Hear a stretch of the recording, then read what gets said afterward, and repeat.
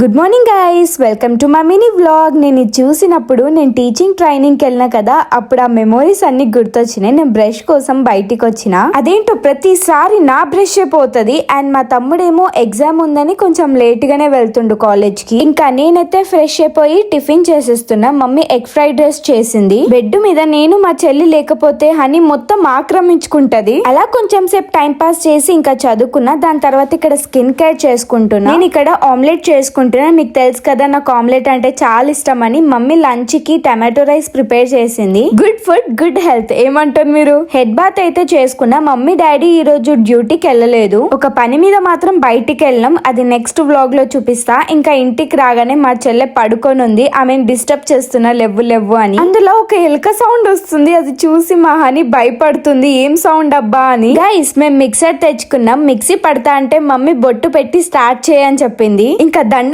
కూడా పెట్టుకున్నా, ఎందుకంటే ఎక్కువ రోజులు పని చేయాలని. మళ్ళా కలుద్దాం. Bye bye.